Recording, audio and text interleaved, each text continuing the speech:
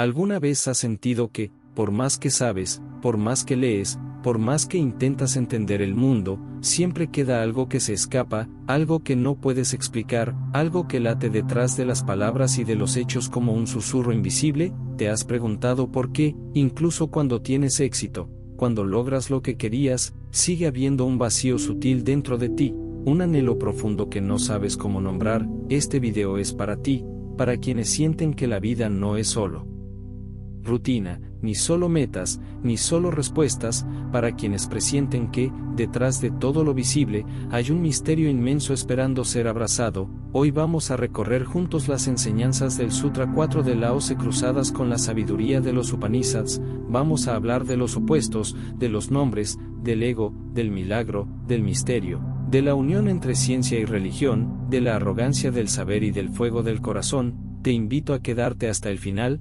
porque cada palabra, cada imagen, cada silencio en este viaje puede ser la chispa que despierte en ti el recuerdo más profundo, el recuerdo de que eres mucho más que lo que crees, de que eres parte del misterio mismo que mueve las estrellas y hace latir tu corazón.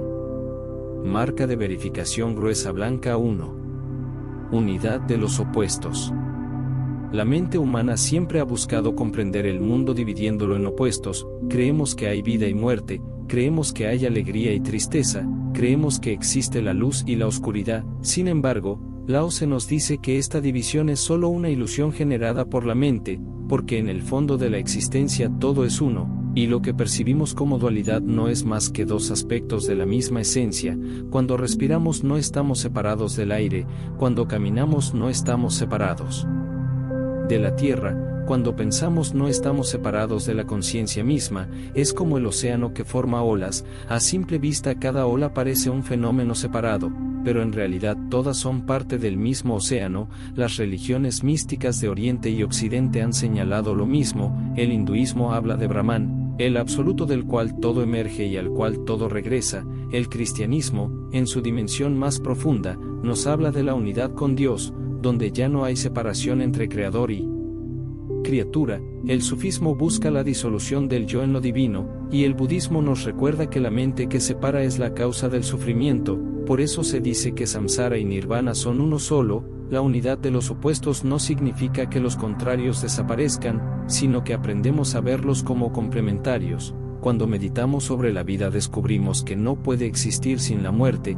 que la alegría no puede experimentarse sin haber conocido el dolor, que la luz no tendría sentido si no hubiera oscuridad. Así lo explica también el taoísmo cuando nos habla del yin y el yang, donde cada polo contiene la semilla del otro en su interior, y juntos forman el círculo completo. El misterio de la unidad es que cada cosa contiene su opuesto, y que cada instante encierra la totalidad. En el yoga se enseña que en el centro del corazón habita el Atman, el sí mismo, que es idéntico al Brahman, al absoluto. Por eso, cuando cerramos los ojos y vamos hacia adentro, podemos experimentar que lo que somos en esencia no está separado de lo que vemos afuera. El aire que respiro es el mismo que respira mi prójimo, el latido de mi corazón está en resonancia con el pulso del universo. Los místicos cristianos, como San Juan de la Cruz, hablaban de la noche oscura del alma, donde el alma se enfrenta al vacío para luego unirse a Dios en un éxtasis de amor y dicha.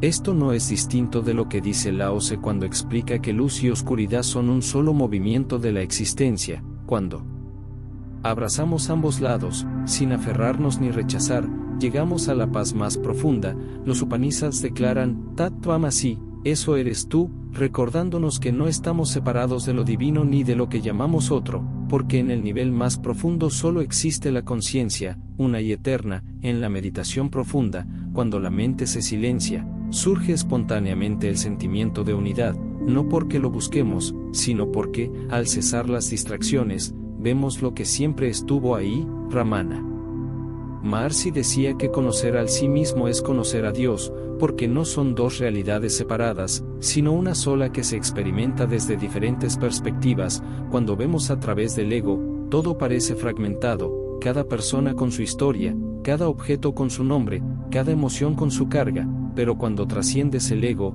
como enseñan los místicos, todo se funde en un único océano de ser, donde no hay nacimiento ni muerte, ni alegría ni dolor, porque todo es flujo eterno. Cristo dijo, El reino de Dios está dentro de vosotros, y ese dentro no es un lugar geográfico, sino un estado donde la separación se disuelve, y vemos el rostro de Dios en todo lo que nos rodea. Lao se señala que, si comprendemos que los opuestos son ilusorios, podemos caminar por la vida con suavidad, sin luchar contra la corriente, aceptando que el río fluye por sí mismo. El monje Zen, cuando barre el templo, no piensa en limpiar la suciedad, piensa en armonizarse con el gesto del universo. Cuando comemos, cuando respiramos, cuando miramos una flor, si estamos atentos, podemos sentir esa unidad vibrando debajo de la apariencia dual.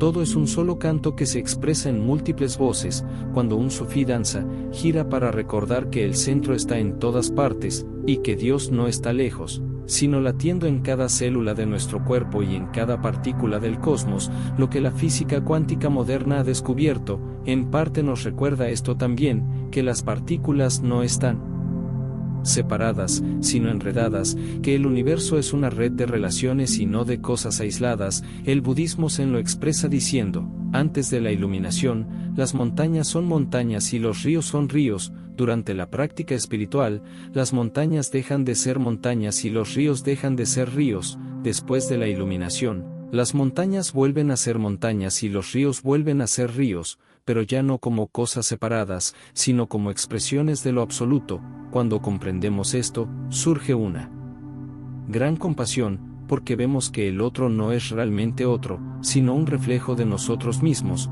Cuando hiero al otro, me hiero a mí; cuando amo al otro, me amo a mí, y esto no es un ideal moral, sino una verdad experiencial que se revela cuando penetramos en el corazón del misterio. Lao se nos invita a dejar de lado la arrogancia de la mente que quiere clasificarlo todo, y a rendirnos ante la danza de la existencia, donde todo es uno, y donde nosotros mismos somos esa unidad manifiesta en forma humana. Por eso, cuando mires al cielo o al árbol, cuando escuches el canto del pájaro o el murmullo del viento, recuerda que no eres un observador separado, eres la vida misma mirándose a través de tus ojos, escuchándose a través de tus oídos, respirándose a través de tus pulmones.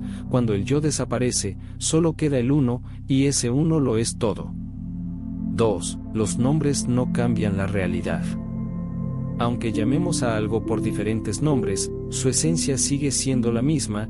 Lao se nos enseña que lo nombrado y lo innombrado son, en realidad, uno solo, que el nombre no altera la esencia de lo que es. Por eso, cuando miramos al cielo desde una ventana, puede parecer que tiene un contorno, pero cuando salimos al aire libre comprendemos que el cielo no tiene bordes ni límites. El nombre es como una etiqueta que usamos para orientarnos, pero no captura la totalidad del misterio de la existencia. En la tradición hindú se dice neti neti, no esto, no aquello, para recordarnos que ninguna palabra puede abarcar lo real en su totalidad. Los nombres son útiles para comunicarnos, para distinguir, para orientarnos en el mundo práctico, pero si creemos que al nombrar algo ya lo conocemos, caemos en la ilusión de la mente. Los Upanishads enseñan que Brahman es aquello que no puede ser pensado ni nombrado, que está más allá de las palabras y los conceptos. San Juan de la Cruz decía que el amado es un silencio sonoro, un vacío lleno de presencia, porque lo divino no cabe en ninguna palabra ni en ninguna imagen. Cuando decimos amor, cuando decimos Dios, cuando decimos alma, estamos usando palabras que apuntan a algo, pero que no son la cosa misma. Es como señalar la luna con el dedo no es la luna, y si nos quedamos mirando al dedo, nunca veremos la luz de la luna. Lao se nos recuerda que, incluso cuando nombramos, seguimos en presencia de lo innombrable. El Zen dice que, cuando escuchamos el sonido de un arroyo, eso ya es Buda, porque lo sagrado se manifiesta en todo, aunque lo llamemos de diferentes formas. En el Islam, el Corán tiene 99 nombres de Dios: el compasivo, el misericordioso, el oculto, el manifiesto, pero todos apuntan a un único misterio que desborda cualquier palabra. Por eso, los místicos sufíes, como Rumi, danzan y cantan sabiendo que ningún concepto puede contener la vastedad del amor divino. En el cristianismo se habla de la palabra hecha carne, el logos hecho carne, para expresar que el verbo creador se manifiesta en lo tangible, pero no se agota en lo tangible. Santo Tomás de Aquino decía que podemos conocer que Dios existe, pero no lo que es Dios en sí mismo, porque su ser excede toda comprensión. cuando meditamos en silencio podemos descubrir algo muy profundo, que, aunque digamos yo, ese yo es apenas un eco de algo mucho más vasto. El yo que soy no es mi nombre, ni mi historia, ni mi forma, es conciencia pura, sin nombre y sin forma, que pulsa en todo. En el budismo mahayana se habla de la vacuidad, que no significa vacío muerto, sino plenitud sin límites, porque cualquier cosa que tratemos de atrapar con palabras se escapa, se derrama, se disuelve como agua entre los dedos. Por eso, los Quan-Zen son enigmas sin solución que buscan romper la mente conceptual y abrirnos al instante presente, donde lo nombrado y lo innombrado se funden. El rabino del hasidismo decía que el nombre secreto de Dios no puede pronunciarse, no porque esté prohibido, sino porque es el aliento mismo que nos da vida. Cada respiración es ese nombre secreto pronunciándose a sí mismo. Cuando reconocemos que los nombres son solo puertas de entrada, pero no la morada final, podemos usarlos con humildad, sin aferrarnos a ellos. Entendemos que decir naturaleza, espíritu, Dios, amor, es solo un modo de señalar lo inefable, no de poseerlo. En los textos védicos se dice que de lo uno surgieron muchos nombres y formas, pero que el sabio reconoce en todos ellos la misma luz. Por eso, los grandes místicos no se pelean por las palabras, porque saben que detrás de cada nombre está el mismo misterio, el mismo silencio, la misma presencia viva. Cuando nos apegamos a las palabras creamos separación, construimos muros mentales entre tú y yo, entre mi religión y la tuya, entre mi visión del mundo y la tuya. Pero cuando soltamos ese apego, lo que queda es la verdad desnuda, simple, vibrante, que se manifiesta en todos lados. El sufí ve a Dios en el vino, en la risa, en el llanto, en la danza, en el silencio. El yogi ve al sí mismo en cada ser que respira. El monje zen ve la iluminación en lavar un cuenco o en contemplar una hoja caer. Lao Tse nos dice que la progresión de los nombres surge a medida que el hombre intenta comprender, pero que en lo profundo no hay nada que comprender, porque lo real simplemente es. Cuando miramos el cielo, no importa si lo llamamos cielo, firmamento, atmósfera, cosmos, es el mismo vasto misterio. Cuando miramos a otro ser humano, no importa si lo llamamos amigo, enemigo, hermano, extraño, es el mismo latido del ser manifestándose frente a nosotros.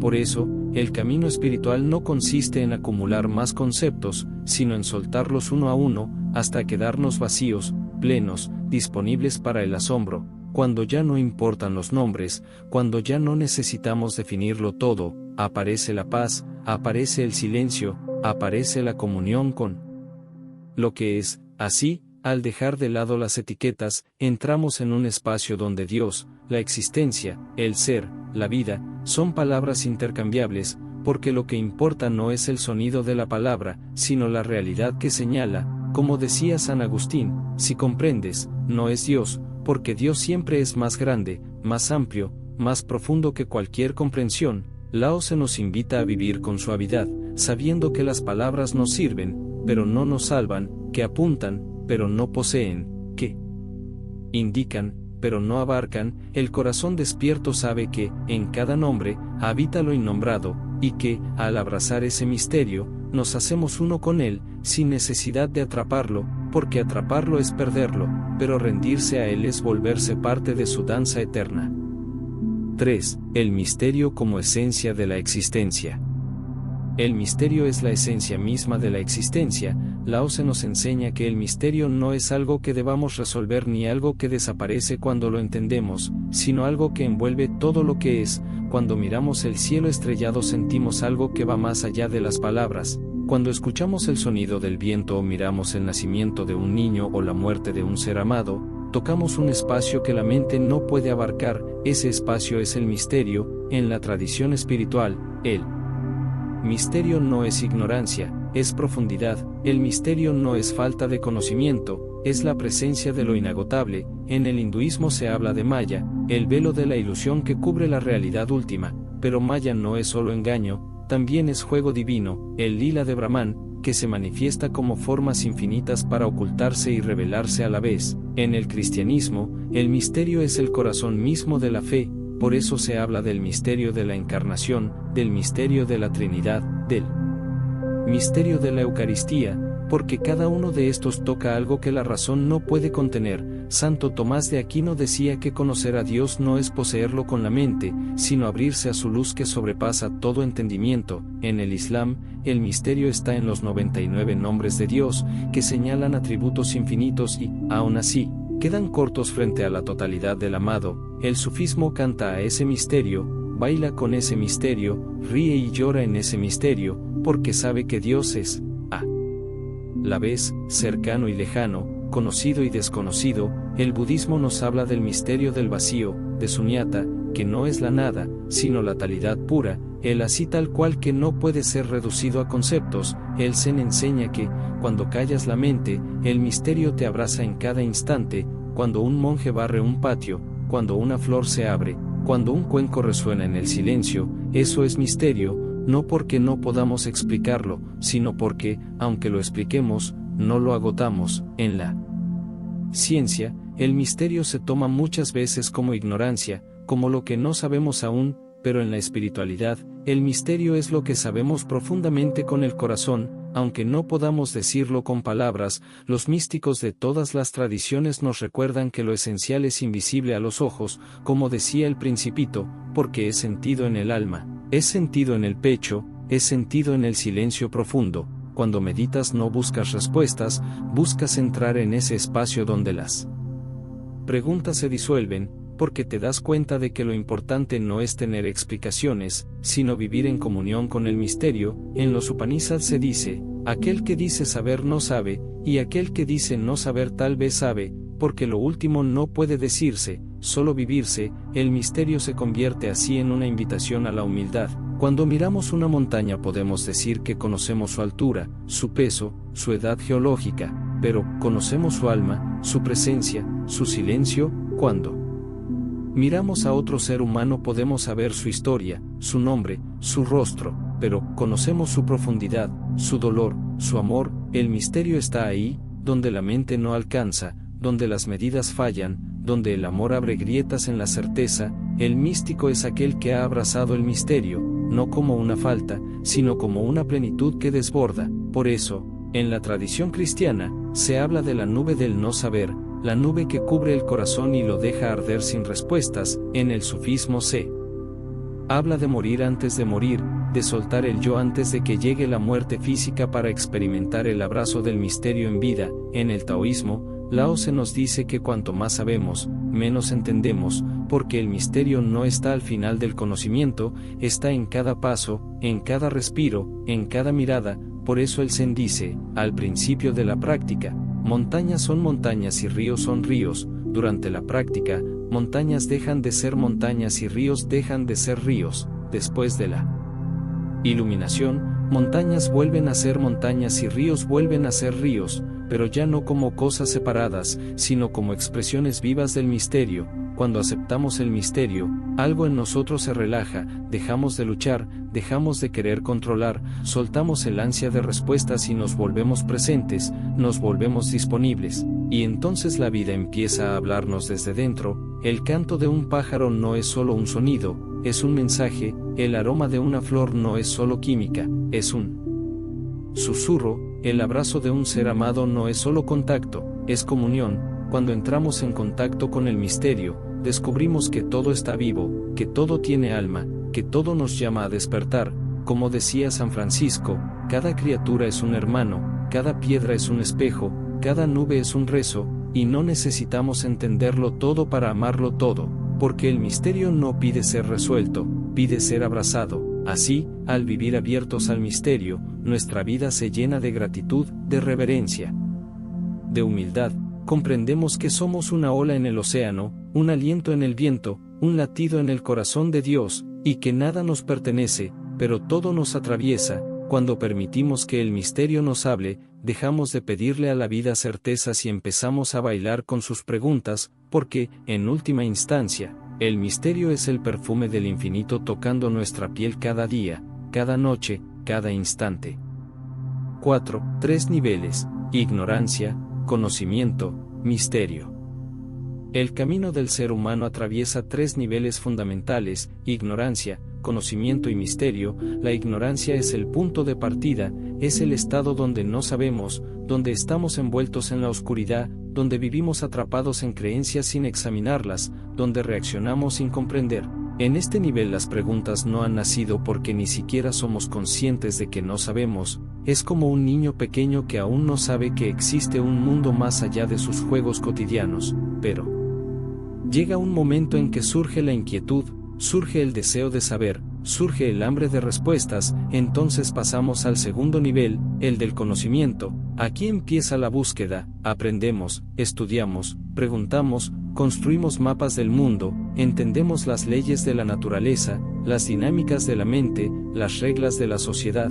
En las tradiciones espirituales este es el momento del buscador, aquel que recorre senderos, que lee libros sagrados, que practica disciplinas, que medita, que ora, que filosofa. Es una etapa valiosa porque nos despierta, nos saca del letargo de la ignorancia, pero también es una etapa peligrosa porque el conocimiento alimenta el ego, el saber nos da una sensación de poder y, con ello, surge el orgullo. Creemos que lo sabemos todo, creemos que podemos explicar todo, creemos que podemos controlar todo. Como decían los sabios del Isa Upanishad, los ignorantes vagan en la oscuridad, pero los conocedores vagan en una oscuridad aún mayor, porque mientras el ignorante sabe que no sabe, el conocedor cae en la trampa del yo sé. En este punto muchos se estancan, quedan atrapados en teorías, en dogmas, en sistemas cerrados, dejan de ser buscadores vivos y se convierten en guardianes de verdades muertas. Pero aquellos que siguen adelante, que siguen profundizando, que se atreven a soltar incluso el conocimiento, llegan al tercer nivel, el del misterio. Aquí ocurre algo paradójico: cuanto más sabes, más te das cuenta de lo que no sabes. Cuanto más conoces, más se abre ante ti el abismo de lo infinito. El verdadero místico no es el que tiene respuestas para todo, sino el que ha aprendido a vivir en las preguntas, el que ha trascendido la necesidad de certezas, el que ha dejado de poseer y se ha dejado poseer por el asombro. En la mística cristiana, San Juan de la Cruz hablaba de la noche oscura del alma, donde todas las luces se apagan y el alma queda sola, desnuda, vacía. Solo así puede encontrarse con el amado. En el sufismo, Rumi decía: calla, deja que el silencio te hable, porque el silencio es el lenguaje de Dios. En el Zen, el maestro golpea al discípulo para romper su mente conceptual, para llevarlo más allá de las palabras, más allá del pensamiento, más allá incluso de la iluminación, porque el Zen sabe que incluso la iluminación puede convertirse en un concepto muerto. En el hinduismo, el sabio es aquel que ha cruzado las orillas del conocimiento y se ha fundido en el océano del ser, donde no hay orilla, donde no hay forma, donde no hay nombre. El misterio no es ignorancia, no es vacío, no es ausencia, es plenitud desbordante, es aquello que ninguna palabra puede abarcar, ninguna imagen puede contener, ninguna teoría puede atrapar. El misterio nos desnuda, nos arrebata, nos invita a rendirnos, nos enseña a vivir en humildad, porque al final comprendemos que somos apenas una chispa en la vastedad del universo, una ola en el océano, un suspiro en el viento. Cuando abrazamos el misterio dejamos de pelear, dejamos de querer definirlo todo, dejamos de querer tener razón, empezamos a vivir con suavidad, con gratitud, con asombro. Cada mañana es un milagro, cada encuentro es una bendición, cada lágrima es un río sagrado que nos conecta con lo humano y lo divino. El místico ha dejado atrás tanto la ignorancia como el orgullo del saber, y camina ligero, camina disponible, camina abierto. Ramana Maharshi decía que conocer al sí mismo no es acumular saberes, sino disolver el yo hasta que solo quede el ser puro. El budismo enseña que el nirvana no es algo que se obtiene, sino algo que se realiza cuando caen los velos, cuando se disipan las ilusiones, cuando nos rendimos al aquí y ahora en toda su sencillez. El camino espiritual no es de adquisición, sino de pérdida, no es sumar conceptos, sino soltar capas, no es construir un yo más perfecto, sino disolver el yo hasta descubrir lo que siempre estuvo ahí. Al abrazar el misterio descubrimos que no estamos separados de la vida, que somos la vida misma respirándose, pensándose, sintiéndose a través de nosotros. Entonces la práctica espiritual ya no es esfuerzo, es danza, ya no es logro, es rendición, ya no es meta, es presencia plena. Vivir en el misterio es vivir con el corazón abierto, es estar dispuesto a ser tocado por la belleza, por el dolor, por el amor, por la pérdida, por la maravilla. Por el silencio, es saber que cada hoja que cae, cada nube que pasa, cada estrella que brilla, es una puerta abierta al infinito. Cuando trascendemos el conocimiento llegamos al umbral donde solo queda la entrega, donde ya no hay maestro, ni discípulo, ni camino, ni meta, solo el susurro eterno de lo que es así, y entonces comprendemos que la ignorancia, el conocimiento y el misterio no son etapas lineales, sino un círculo sagrado que nos envuelve y nos transforma para siempre. Si lo que escuchas resuena contigo y sientes que estas palabras tocan algo profundo en tu interior, te invito a suscribirte al canal para que sigamos explorando juntos estos misterios. Cada video es una oportunidad para crecer, para despertar, para recordar lo esencial, así que suscríbete y acompáñanos en este viaje de conciencia y transformación. 5. El ego como barrera al misterio. El ego es la barrera principal para experimentar el misterio de la vida. Lao Tse nos enseña que cuanto más crece el ego, más nos alejamos del misterio, porque el ego es esa sensación de yo separado que cree saberlo todo, que cree controlarlo todo, que cree entenderlo todo. El ego construye un muro entre nosotros y la existencia, nos hace creer que somos este nombre, esta historia, esta forma, este pensamiento, este cuerpo, y al identificarnos con eso, nos desconectamos del flujo infinito del ser. En la tradición espiritual, el ego es visto como la raíz del sufrimiento. El budismo enseña que el yo es una ilusión, que al aferrarnos a él nos llenamos de deseo, de apego, de miedo, de rechazo. El cristianismo nos habla de la humildad como camino para acercarnos a Dios, porque el orgulloso no puede entrar en el reino. El sufismo enseña que el amante debe disolverse en el amado, que la gota debe fundirse en el océano, que el yo debe morir antes de morir para que el amor divino pueda brillar. El hinduismo nos habla del Atman, el sí mismo verdadero, que no es el ego individual, sino la conciencia infinita que somos más allá del cuerpo y la mente. Cuando el ego está presente, todo gira alrededor de mí, mi placer, mi dolor, mi éxito, mi fracaso, mi saber, mi imagen, mi logro, pero cuando el ego comienza a disolverse, algo profundo despierta. Nos damos cuenta de que no somos el centro del universo, sino una expresión del universo. Nos damos cuenta de que no somos dueños de la vida, sino huéspedes pasajeros. Nos damos cuenta de que no sabemos nada en realidad, y en ese no saber nace la apertura al misterio. Los niños pequeños tienen poco ego, por eso se asombran con todo. Ven un pájaro y se maravillan, ven una hoja caer y ríen, ven una hormiga caminar y se quedan hipnotizados. El adulto, en cambio, cargado de ego, ya no ve nada nuevo, cree que ya sabe, que ya lo ha visto todo, que ya lo ha entendido todo, y en ese momento pierde la capacidad de asombro,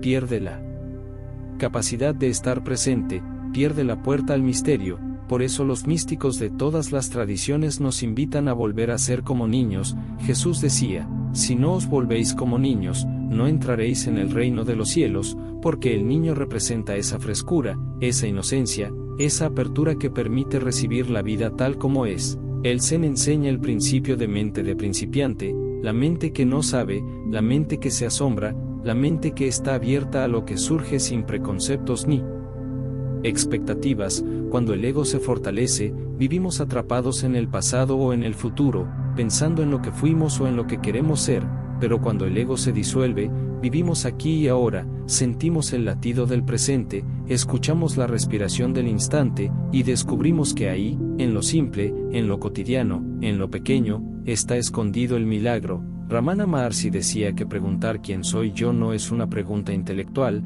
es una práctica para deshacer el ego, porque al buscar al yo no lo encontramos como algo fijo, ni sólido, ni separado, sino que descubrimos un espacio abierto, sin límites. El ego es como una nube que tapa el sol, pero el sol siempre está brillando, aunque la nube lo oculte. Cuando la nube se disuelve, la luz aparece, no porque venga de fuera, sino porque siempre estuvo ahí. Por eso, cuando soltamos el ego, no perdemos nada real, al contrario, recuperamos nuestra verdadera esencia, nos unimos con la corriente de la vida, nos disolvemos en el gran río del ser. El ego teme desaparecer porque cree que su desaparición es la muerte, pero en realidad es el nacimiento a una vida más amplia, más libre, más amorosa. En las tradiciones místicas se habla de morir antes de morir, morir al yo, morir al ego para renacer en el uno. para renacer en la unidad. El ego pone nombres, divide, clasifica, compara, posee,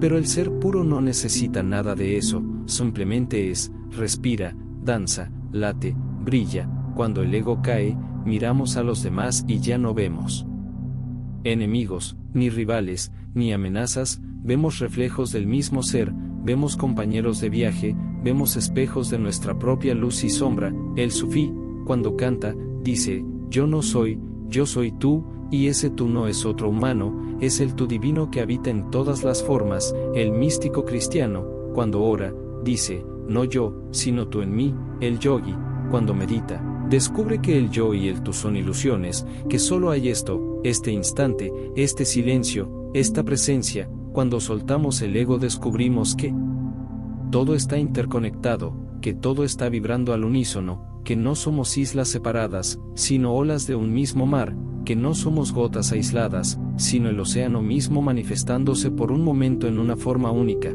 Por eso, el camino espiritual no es un camino de adquirir más, es un camino de soltar más, soltar máscaras, soltar ideas, soltar miedos, soltar el yo pequeño para abrazar el yo inmenso. El ego busca seguridad, busca reconocimiento, busca poder, pero el corazón despierto busca entrega, busca amor, busca verdad, y la verdad es que el misterio de la vida solo se revela cuando dejamos de mirarla como algo que debe servirnos y comenzamos a honrarla como algo sagrado que nos sostiene, que nos atraviesa, que nos invita a recordar quiénes somos realmente. 6. El sutil y lo milagroso. Lo sutil y lo milagroso son aspectos de la existencia que solo pueden percibirse cuando el ego disminuye. Lao Tse nos enseña que lo sutil es aquello que está más allá de los sentidos, más allá de lo que podemos ver o tocar, más allá de lo que podemos medir con instrumentos o explicar con palabras. Lo sutil no es lo pequeño, sino lo invisible, lo intangible, lo que se siente pero no se atrapa, lo que se percibe pero no se demuestra. Por eso, en muchas tradiciones espirituales, se dice que el verdadero conocimiento es el conocimiento del corazón, no de la mente, porque el corazón intuye lo que la mente no alcanza. En el hinduismo se habla de prana, la energía vital que fluye en todo lo que existe, aunque no la veamos, aunque no podamos medirla con un termómetro o una regla, sabemos que está ahí porque sentimos su vibración en el aire, en la tierra, en nuestro cuerpo, en la mirada del otro. En el cristianismo, los místicos hablan de la gracia, de la presencia del Espíritu Santo,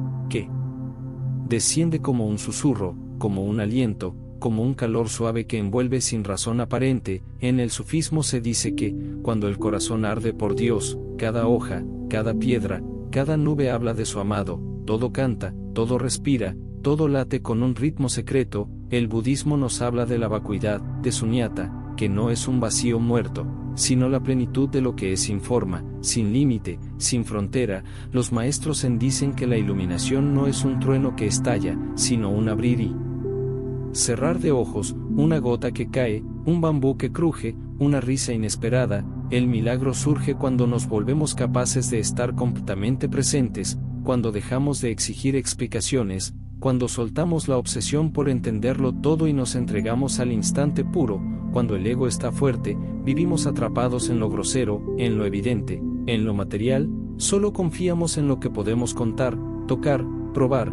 Pero cuando el ego se debilita, empezamos a percibir lo invisible, el brillo detrás de las cosas, la música detrás del silencio, la luz detrás de la oscuridad. Ramana Maharshi decía que, cuando el yo desaparece, lo que queda es paz, y esa paz no es solo calma, es vibración, es conciencia, es presencia viva que lo penetra todo. En las prácticas de yoga se habla de despertar los centros sutiles, los chakras, para permitir que la energía fluya libremente por el cuerpo y el alma, y este flujo no es algo que podamos ver con los ojos comunes, pero quien lo experimenta sabe que es real. El milagro sucede cuando lo sutil se hace presente, cuando sentimos que algo mayor que nosotros nos sostiene, cuando intuimos que la vida tiene una dirección que no viene de nuestro esfuerzo ni de nuestro control. El niño que ríe sin motivo, la madre que abraza sin palabras, el monje que contempla la luna en silencio, todos ellos están participando del milagro cotidiano. Cuando estamos abiertos a lo sutil, un árbol ya no es solo madera y hojas, es un templo. Un pájaro ya no es solo plumas y canto, es un mensajero. el viento ya no es solo aire, es un susurro del infinito. El místico sabe que lo más profundo no se encuentra en lo espectacular, sino en lo sencillo. Por eso los santos lavan los pies de los pobres, por eso los maestros cocinan arroz, por eso los monjes barren los patios, porque en lo cotidiano descubren lo eterno. El ego quiere prodigios, quiere señales visibles, quiere pruebas, pero el alma despierta reconoce el prodigio en cada respiro, reconoce la señal en cada encuentro, reconoce la prueba en cada momento. Lao Tse nos dice que, cuando dejamos de buscar lo extraordinario, descubrimos que todo es extraordinario, que no necesitamos caminar sobre el agua para ver un milagro, que no necesitamos dividir el mar para sentir a Dios, basta mirar una flor, basta escuchar el llanto de un niño, basta respirar profundamente y darnos cuenta de que estamos vivos y de que eso ya es un milagro en sí mismo. En la tradición sufí se dice que, cuando el corazón se abre, Dios entra por todas partes, por los ojos, por la piel, por el sueño, por la risa, por el llanto, por la danza, por la espera. Todo es camino, todo es enseñanza, todo es revelación. Lo sutil no es algo que conquistamos, es algo que permitimos que nos atraviese, no es algo que dominamos, es algo ante lo cual nos rendimos. Por eso, cuando el ego cae, lo sutil aparece, cuando el ego se disuelve, lo milagroso brota, cuando el yo se calla, el universo canta. En el hinduismo se dice que quien ve a Dios en todas partes y todas partes en Dios ha despertado a la verdad suprema, porque lo divino no está escondido, solo está velado por nuestros conceptos, por nuestras prisas, por nuestras certezas, y basta un instante de apertura para que el velo caiga. Cuando vivimos atentos al misterio, cuando nos dejamos tocar por lo sutil, entendemos que no hay nada pequeño, que no hay momento sin importancia, que no hay ser sin alma. Todo tiene luz, todo tiene pulso, todo tiene canción, y entonces caminar se vuelve oración, comer se vuelve rito, mirar se vuelve contemplación, respirar se vuelve gratitud, y en ese estado cada cosa simple revela su esencia milagrosa y nos recuerda suavemente que somos uno con todo lo que es. 7. El milagro como unidad de causa y efecto. El milagro, según Lao Tse, sucede cuando causa y efecto dejan de ser dos cosas separadas. Cuando el ego cae y el tiempo se disuelve, podemos ver que la semilla y el árbol, el nacimiento y la muerte, el niño y el anciano coexisten en un solo instante. En nuestra percepción cotidiana dividimos todo en antes y después. Creemos que algo sucede porque otra cosa lo provocó. Creemos que cada evento está separado en una cadena lineal de causas y consecuencias, pero los místicos nos enseñan que, más allá del tiempo lineal, existe una realidad donde todo está entrelazado. En la tradición hindú se habla de akasa, el espacio sutil donde todo lo que ha sido, lo que es y lo que será ya está presente, no como predestinación, sino como red de conexiones invisibles. El budismo nos habla de interdependencia, donde ninguna cosa existe por sí sola, sino que todo depende de todo, todo surge en relación, todo aparece y desaparece como el reflejo de la luna en el agua. En el cristianismo, el misterio de la encarnación une lo divino y lo humano, lo eterno y lo temporal en un solo acto, en un solo ser. En el sufismo, el danzante gira para recordar que el centro está en todas partes y que lo que vemos como movimiento es, en realidad, quietud. En el Zen se dice que el instante presente contiene todos los instantes pasados y futuros, que aquí y ahora es el único lugar donde vive la eternidad. Cuando desaparece el ego, cuando la mente deja de correr detrás de las cosas, cuando el corazón se aquieta, entonces empezamos a percibir esta unidad profunda. Entonces el milagro no es que el muerto reviva o que el enfermo sane por arte de magia. El verdadero milagro es ver la vida como un todo, ver que el árbol que nace ya contiene el árbol que muere, ver que el niño que ríe ya contiene al anciano que recuerda, ver que cada respiración es, al mismo tiempo, un inicio y un final. El avance de la ciencia nos ha permitido comprender muchos fenómenos que antes se consideraban milagrosos, pero incluso así, al llegar a los límites de la física, al llegar al misterio del tiempo y del espacio, la ciencia se encuentra con preguntas que no puede resolver. ¿Qué es el tiempo? ¿Qué es la conciencia? ¿Por qué hay algo en lugar de nada? Los místicos no buscan responder estas preguntas con teorías, buscan vivirlas desde dentro. Para ellos, el milagro no está en romper las leyes de la naturaleza, sino en ver que la naturaleza misma es un milagro. En el hinduismo, el concepto de lila nos habla del juego divino, del universo que se despliega como una danza infinita de causas y efectos, donde cada gesto, cada sonido, cada mirada tiene un eco en todos los rincones del ser. El poeta sufí Rumi decía que estamos tan ocupados buscando milagros que no vemos que todo es milagro, que el amor es un milagro, que el llanto es un milagro, que el silencio es un milagro. Lao Tse nos recuerda que, cuando el ego cae, cuando dejamos de exigirle al mundo respuestas, cuando dejamos de pelear con la realidad, empezamos a ver la trama invisible que une todo, que no hay nacimiento aislado ni muerte aislada, que no hay alegría aislada ni tristeza aislada, todo es un mismo latido, un mismo río, un mismo suspiro. Por eso los grandes sabios no buscan cambiar el mundo, buscan alinearse con el flujo profundo de la vida, aceptan lo que viene, abrazan lo que se va, celebran lo que es. En el Zen se enseña que, cuando bebes té, bebe té, cuando caminas, camina, cuando escuchas, escucha, porque en cada acto sencillo está el milagro de la existencia. Cuando estamos presentes, cuando dejamos de dividir el tiempo en pasado, presente y futuro, descubrimos que lo único real es este ahora, y que en este ahora todo está incluido, el pasado como memoria, el futuro como posibilidad, el presente como pulso vivo. El milagro no es que desaparezca el dolor o el conflicto, el milagro es que, incluso en medio del dolor y el conflicto, podemos sentir la unidad de todo, que incluso cuando algo se rompe, algo nace, que incluso cuando algo muere, algo despierta. La física cuántica nos habla de partículas entrelazadas que responden instantáneamente sin importar la distancia. Los místicos nos hablan de almas entrelazadas, de corazones que laten juntos más allá de la separación, de vidas que se tocan aunque nunca se crucen. Todo está tejido en el tapiz del misterio. Cuando soltamos el ego, dejamos de ver las cosas como aisladas y empezamos a verlas como ecos, reflejos, notas de una misma canción. El verdadero milagro no es predecir el futuro ni controlar los eventos, es rendirse al presente y descubrir allí la eternidad, es ver que, detrás de cada evento pequeño, late el pulso del infinito. Cuando aceptamos esto, cada día se vuelve sagrado, cada encuentro se vuelve enseñanza, cada silencio se vuelve oración, y la vida entera se revela como un milagro continuo que no necesita explicación, solo gratitud, solo presencia, solo amor. 8. Ciencia y religión frente al misterio.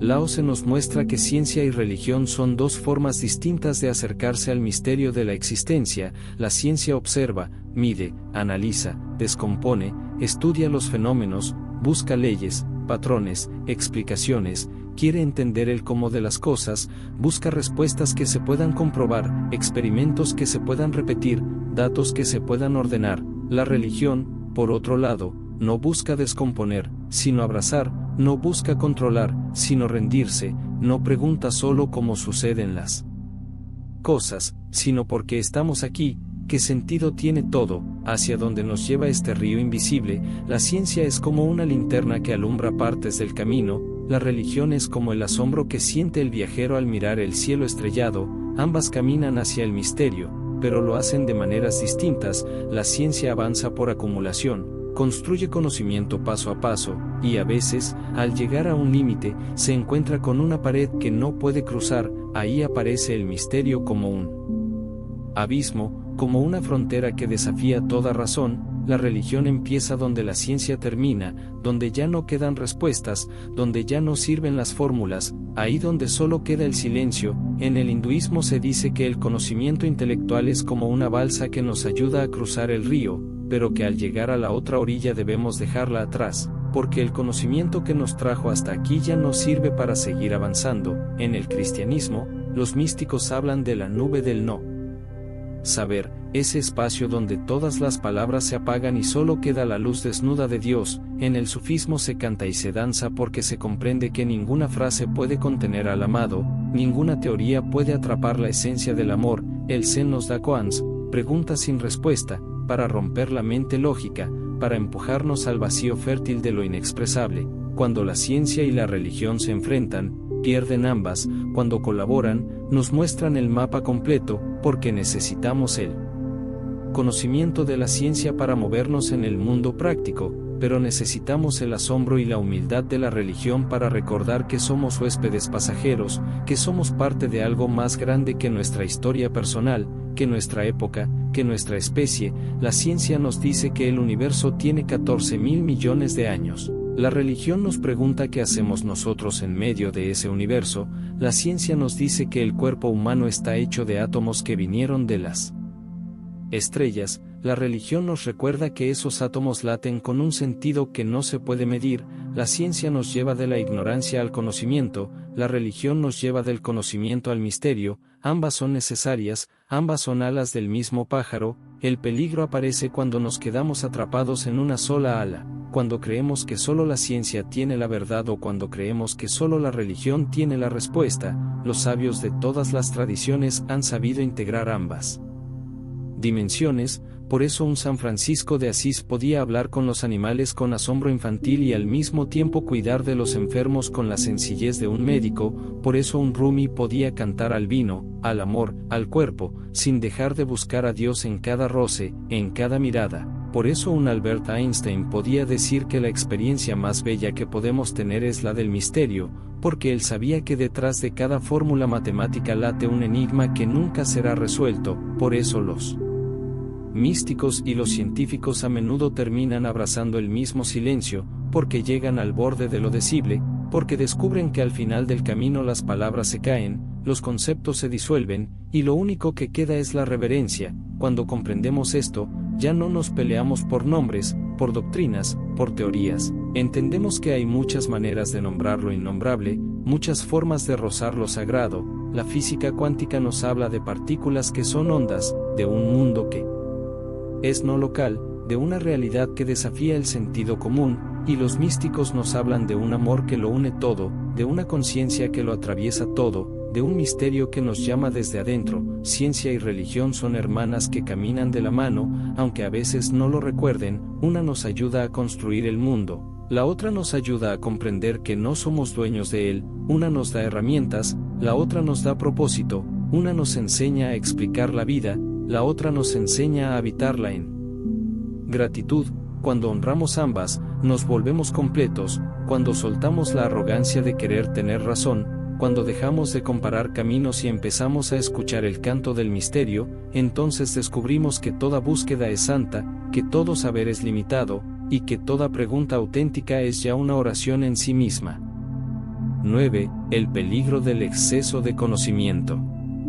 Lao Tse nos advierte que vivimos en una era donde el conocimiento ha alcanzado alturas inmensas, pero junto a ese conocimiento ha crecido también el ego, y con él la desconexión del misterio. Cuanto más sabemos, más creemos que podemos controlar la vida, que podemos explicarlo todo, que podemos dominar la naturaleza, que podemos prever el futuro, que podemos arreglarlo todo con técnica, con ciencia, con lógica, pero ese exceso de conocimiento sin conexión con el misterio ha generado una época profundamente desequilibrada. El ser humano moderno sabe cómo viajar a las estrellas, pero no sabe cómo estar en paz consigo mismo, sabe cómo alterar los genes, pero no sabe cómo mirar a los ojos con amor, sabe cómo construir rascacielos, pero no sabe cómo habitar su propio corazón. Al crecer el ego crece la separación, nos sentimos aislados de los demás, separados del mundo, desconectados de la tierra, desconectados de lo sagrado. Y cuando esa desconexión se vuelve insoportable, surge el vacío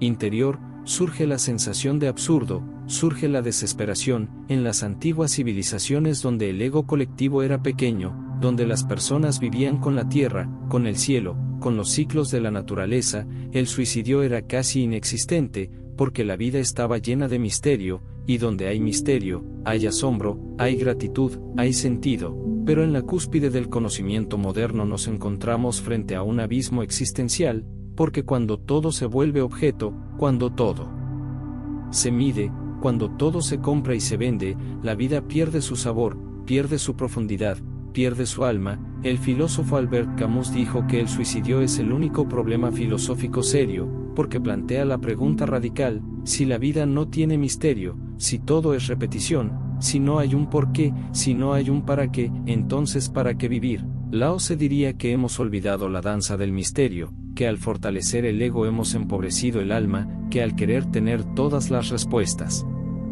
Hemos perdido la capacidad de maravillarnos y de rendirnos. El ego busca acumular saber, acumular poder, acumular reconocimiento, pero el corazón profundo busca conexión, busca sentido, busca belleza, busca amor. El ego quiere resultados, el alma quiere presencia, el ego quiere éxito, el espíritu quiere comunión. El peligro del exceso de conocimiento es que nos vuelve arrogantes, nos hace creer que estamos por encima de la vida, por encima de la muerte, por encima de lo sagrado, y en esa arrogancia nos volvemos ciegos, sordos, insensibles. La espiritualidad de todas las tradiciones nos recuerda que el verdadero saber es humilde, que el verdadero sabio sabe que no sabe, que cuanto más aprende, más percibe el abismo del misterio. Los niños pequeños no cargan con teorías ni conceptos, por eso se asombran con la lluvia, con un insecto, con una canción, porque viven abiertos al instante, porque no pretenden entenderlo todo, porque no han construido todavía un yo rígido. Cuando crecemos, construimos ese yo, lo llenamos de certezas, lo llenamos de conocimientos, lo llenamos de opiniones, pero perdemos el asombro, y con él perdemos el contacto con el milagro de estar vivos. Los místicos enseñan que el remedio para esta era de exceso es la simplicidad, volver al silencio, volver a la tierra, volver al cuerpo, volver a la respiración, volver al momento presente, porque en ese regreso a la hora descubrimos que no necesitamos entenderlo todo para vivirlo todo, que no necesitamos poseerlo todo para agradecerlo todo, que no necesitamos explicar el amor para sentirlo profundamente. Lao Tse nos invita a soltar el orgullo del saber, a abrazar la humildad del corazón, a permitir que la vida nos atraviese sin querer atraparla, a dejar que el misterio vuelva a entrar por las rendijas de nuestra existencia. Cada vez que miramos el cielo estrellado, cada vez que tocamos la mano de un ser amado, cada vez que respiramos conscientemente, estamos recordando lo esencial. Estamos recordando que el misterio sigue ahí, esperando pacientemente a que lo volvamos a honrar. El exceso de conocimiento nos ha dado avances inmensos, pero también nos ha puesto frente a una gran responsabilidad, porque lo que no se conecta con el corazón, lo que no se conecta con el amor, lo que no se conecta con el misterio, termina volviéndose un arma contra nosotros mismos. Por eso necesitamos cultivar no solo inteligencia, sino sabiduría, no solo información, sino conciencia, no solo progreso externo, sino transformación interna, y esa transformación empieza cuando reconocemos que somos pequeños, que somos pasajeros, que somos frágiles, pero que en esa fragilidad, en esa pequeñez, en esa humildad, brillamos con la luz del infinito. 10. El papel del santo y del poeta. Lao Tse nos habla de la diferencia entre el santo y el poeta, entre aquel que ha llegado al misterio trascendiendo el conocimiento y aquel que vive en el misterio desde la inocencia del no saber. El poeta vive en el misterio porque su corazón está abierto, porque su sensibilidad lo conecta con la belleza, con el dolor, con la maravilla del mundo. Pero el poeta muchas veces no ha cruzado el umbral del conocimiento profundo. Su mirada es fresca, su canto es auténtico, su emoción es real, pero puede quedar atrapado en lo superficial, en el juego de las formas, en las olas de la vida. El santo, en cambio, ha atravesado el fuego del conocimiento, ha cruzado las preguntas, ha vaciado los conceptos, ha dejado caer las certezas, ha mirado de frente su ego y lo ha dejado morir. El santo no es un ignorante, no es alguien que vive en la superficie, es alguien que ha ido hasta el fondo y desde ahí ha regresado. El poeta se maravilla ante la flor, el santo ve en la flor la totalidad. El poeta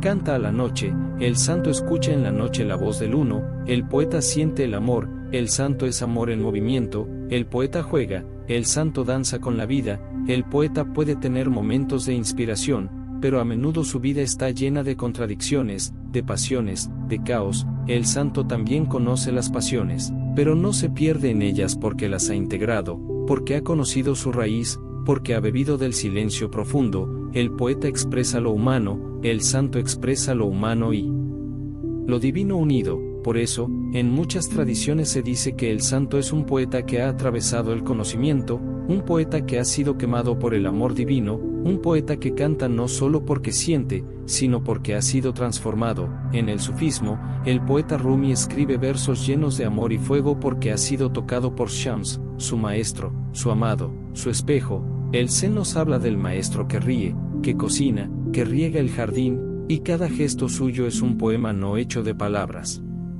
sino de presencia. Ramana Maharshi se sentaba en silencio bajo un árbol, y su sola quietud era un canto al misterio. San Francisco de Asís abrazaba a los leprosos, cantaba a las aves, hablaba con el sol y la luna, y su vida entera era un poema viviente. El poeta puede cantar a Dios, pero a veces sin conocerlo. El santo ha sido devorado por Dios, ha sido vacío por dentro, ha sido despojado de todo lo que no es esencial. Por eso su amor es puro, su compasión es inmensa, su paz es contagiosa. El poeta toca el misterio, el santo se ha disuelto en él. El poeta canta porque le duele, el santo canta porque ha sanado. El poeta llora porque está herido, el santo llora porque se ha rendido. El poeta puede buscar respuestas, el santo ha dejado de buscarlas porque ha comprendido que la respuesta es vivir en el no saber. El poeta puede quedar atrapado en el ego del creador, el santo ha dejado atrás el ego y se ha vuelto creación pura. Ambos tienen algo sagrado, ambos tienen algo luminoso, pero el camino del santo va más allá porque no se detiene en la inspiración, va hasta la transformación. El santo es fuego que consume el yo, es agua que disuelve la separación, es aire que acaricia todas las cosas, es tierra que sostiene sin pedir nada a cambio. En las escrituras hindúes se dice que el sabio es como el río que fluye hacia el océano, y cuando llega ya no es río,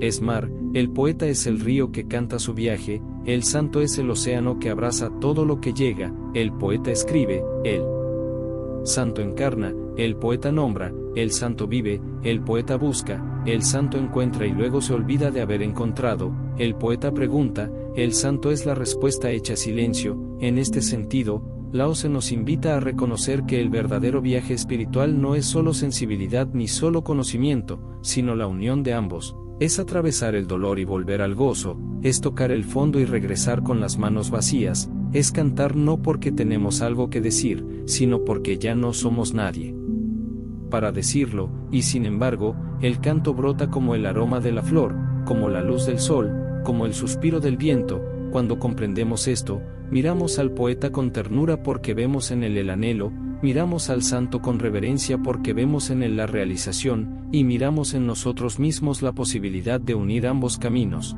de vivir con el corazón abierto como el poeta y con el alma rendida como el santo, de dejar que la vida nos atraviese y nos transforme hasta que no quede más que amor, hasta que no quede más que misterio, hasta que no quede más que el uno manifestándose en cada paso, en cada mirada, en cada respiro.